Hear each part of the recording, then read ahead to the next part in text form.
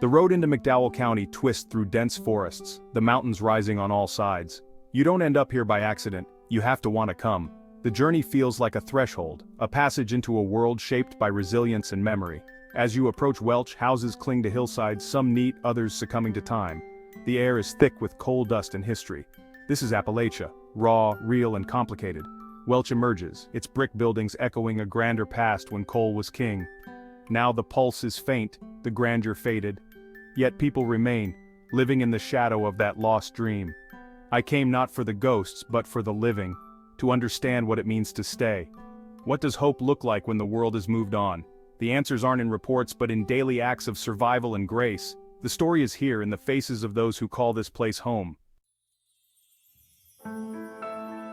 Walking down McDowell Street is like stepping through a museum of lost prosperity. The architecture is proud but the windows are boarded, the streets quiet. Once this was a place of wealth. Coal barons, bustling shops, Saturday night crowds. Now, the famous parking building stands mostly empty, a relic of busier days. The streets, once jammed with cars, are wide open. Faded signs and empty hotels whisper stories of families and dreams long gone. Those who remain pass these ghosts daily, a constant reminder of what was lost. Yet life persists. A law office light, the post office door, a handful of stubborn businesses. These are the anchors, the keepers of the flame. They sweep their sidewalks, greet neighbors, and show up day after day. Their presence is an act of defiance. Amidst decay, they refuse to let the town die. They are the heartbeat of a place defined by departures. In their persistence, you see the stubborn hope that lingers even in silence the town endures. To truly find the soul of Welch, you must go where the heart of the community beats strongest, at the Sterling Drive-In. This is more than just a place to eat, it's a gathering spot where stories are shared and memories are made. It's simple yet perfect, a walk-up window, picnic tables under the open sky, and a menu that boasts the classics, hot dogs and milkshakes. These are the flavors that bring comfort and joy. The food here is honest and straightforward, the kind that tastes like memory, evoking nostalgia with every bite. For generations, families have gathered here, making it a constant in a world that never stops changing.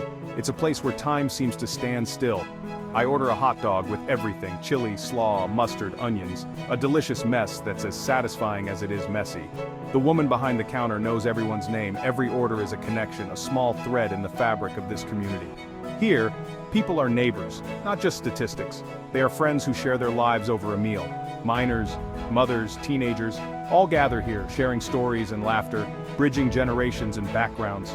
For a moment, the weight of the county lifts and everyone is simply present, enjoying the moment. This is where real stories are told, bake sales for families in need, rides to distant doctors, and quiet acts of kindness that often go unnoticed. These aren't grand gestures, but they are the glue that holds this community together, making it stronger. Even in times of hardship, people look out for one another, offering support and comfort. The food is undeniably good, but it's the humanity and connection that truly nourish the soul. In this small ritual of gathering, you can see the heart of McDowell County beating strong. It's not about what's lost, but what endures, what continues to bring people together. Here, hope is served daily, with every meal and every smile, reminding us of the enduring spirit of this community. To truly understand McDowell County's struggles, you first have to understand coal, how it shaped every corner of this land, every heartbeat of its people. For more than a century, coal was everything here. It wasn't just a job, it was the foundation of entire communities. Coal built the schools, filled the stores, and put roofs over families' heads. It was the lifeblood that kept the county alive, weaving itself into the very fabric of daily life. Every day, men braved the darkness and danger underground so their families could live in the light above. Generations grew up with coal dust in their veins, but then, the king died. Mechanization replaced men with machines, the richest seams were mined out, new regulations and a national shift toward cleaner energy sources all took their toll, chipping away at the industry's power. Mines closed and jobs vanished, not just for miners, but for teachers, shopkeepers, and everyone whose livelihood depended on coal's prosperity. The ripple effect was devastating. The population plummeted, falling from over 100,000 at its peak to less than 18,000 today. Entire neighborhoods emptied out, leaving behind silence where laughter once echoed. People packed up and left, chasing work in distant cities, leaving behind not just homes but generations of memories and history. The geography that once made mining possible, these steep Appalachian Mountains and narrow valleys, now makes it nearly impossible for new industries to take root. Steep mountains, winding roads, and isolated communities keep opportunity out, making it hard for businesses to invest or for residents to commute elsewhere. The very land that once brought unimaginable wealth now traps poverty, holding tight to those who remain. It's a cruel irony. This breathtaking beauty has become a barrier, turning what was once a blessing into a challenge. Those who remain are caught in a rugged cage, living with the legacy of coal. They carry the memories, the pride, and the pain of what was lost. The king is dead, and nothing has truly replaced him. The void left behind is felt in every corner of the county. Now the community is left to pick up the pieces, coming together in small ways to rebuild what they can, to support one another. The story of coal is written in every empty storefront, every boarded-up window, and every abandoned home that lines these streets. Yet, the people endure. They search for hope, for a new way forward, determined to write a new chapter for McDowell. The past is ever present, a constant reminder of what once was, but the future remains unwritten, waiting for those brave enough to shape it. In the shadow of coal, life goes on. The spirit of McDowell endures, holding on to hope even as it faces an uncertain tomorrow. In Anowalt, I met Earl, sitting quietly on his porch, his weathered hands folded in his lap as he gazed out over the valley below.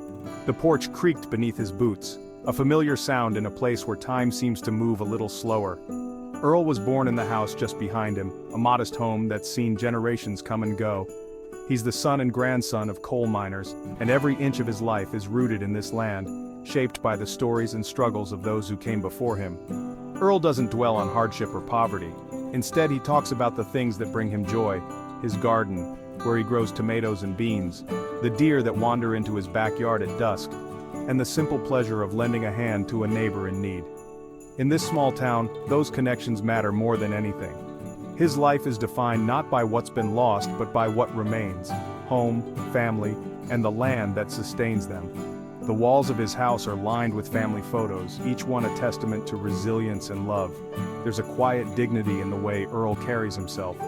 He's not a victim of circumstance, but a survivor, someone who's weathered storms and come out stronger, holding on to pride and hope. Earl points across the road to a house being fixed up by newcomers from New York, people who've chosen to make this place their home. It's a rare sight, and it fills him with cautious optimism.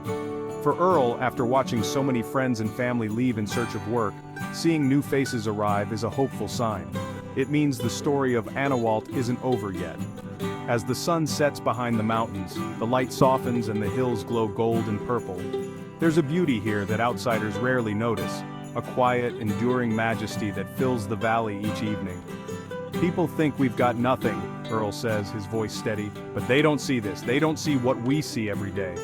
The real wealth here isn't measured in dollars or possessions. It's found in sunsets that paint the sky, in gardens that feed families, and in the stubborn pride that keeps people rooted to this place. In that moment I understood, here in McDowell the true riches are measured in connection, in resilience, and in the willingness to help one another, no matter what. The land isn't just a backdrop to their lives, it's woven into their identity, shaping who they are and how they see the world. Every sunrise and every season is a reminder of their deep connection to this place.